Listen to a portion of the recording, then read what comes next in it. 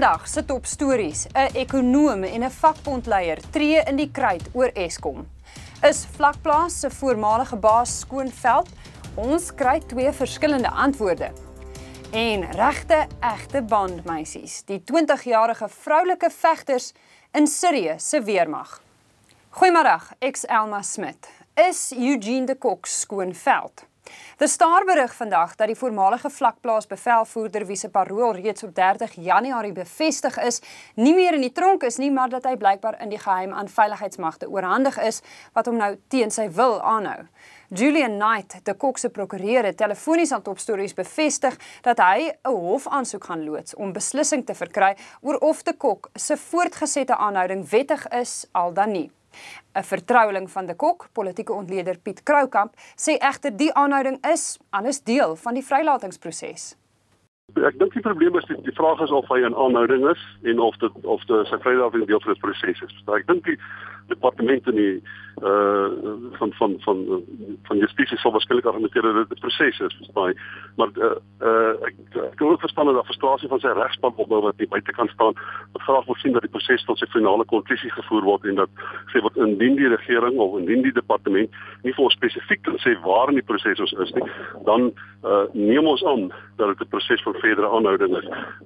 Ek dink dis 'n definisieverskil. Ons weet nie, ek kan nie met noodwendigheid sê dat hy nog aan aanhouding is nie, maar ek weet ook dat hy noodwendig finaal vrygelaat is nie. En hy's ergens in hierdie pipeline is Eugene de Kok en dit kan wees dat die proses, ek dink, span frustreer. Waarheen nou? Na Eskom se afgradering deur S&P, ons het die ekonoom Theo Vorster gevra of privatisering die lig in die tonnel is. In die res van die wêreld kry jy gewoonlik privaat sektormaatskappye wat die opwekking doen en dan staatsinstellings wat in baie gevalle die verspreiding doen en dit bestuur. In Suid-Afrika waar ons reeds nou is, en toevallig sien min mense dit, 15% van al die kragkontrakte vir opwekking gaan beteken dat Suid-Afrika 15% van ons krag van die privaat sektor afkoop. Dis net as die huidige kontrakte in produksie kom. So dit beteken ons het in effek reeds in daai rigting beweeg. Ongelukkig sal ons dit moet ernstig versnel en ons sal moet vrede maak dat Eskom in sy huidige struktuur kan nie voortbestaan nie. Dis iets van die verlede. Irvin Jim, hoofsekretaris van Numsa, beskryf egter hierdie soort kapitalisme as die wortel van die kwaad. The crisis in Eskom for them can only mean one thing, which has been their agenda, privatize Eskom, which is something that we will consistently fight. In fact, the rating agencies who are now downgrading us, we must always take their word with a pinch of salt. They are responsible for right-wing neoliberal policies in this country that have plunged us into poverty, unemployment and inequalities. They have not rated themselves. What is the solution here? Where should the money come The from? solution is to make sure that Eskom must continue to be in the hands of the people of this country. Die standbeeld van Cecil John Rhodes het 'n letterlike kapstok geword vir studente griewe oor transformasie by die Universiteit van Kaapstad. Dit volgens Ineke Coetzee wat nou berig uit Kaapstad.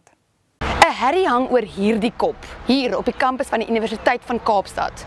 Maar hoekom verdeel 'n politikus en sakeman, wat reeds in 1902 dood is, studente in 2015?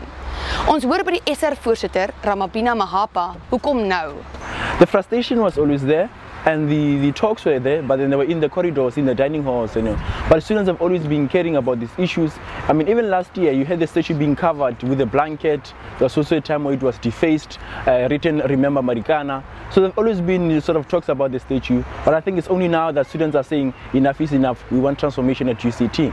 Hulle mag lyk soos femme fatale silverdoek karakters of tawwe bandmeisies, maar Reuters berig vandag oor die groeiende aantal jong vroulike soldate wat wapens opneem in die Siriëse burgeroorlog. Sowat 200 000 mense het sedert 2011 weens konflik tussen rebelle en soldate in Sirië gesterf. 2 jaar gelede het die weermag sy deure vir vroue-soldate oopgemaak. I volunteered because our country needs us now, and I came to help our brothers during this crisis. Our country is not only for our men, but also for women, because women became just like men during this crisis. Tweet ons met die hitsmerk Topstories by Netwerk 24 of e-pos nuus by netwerk24.com.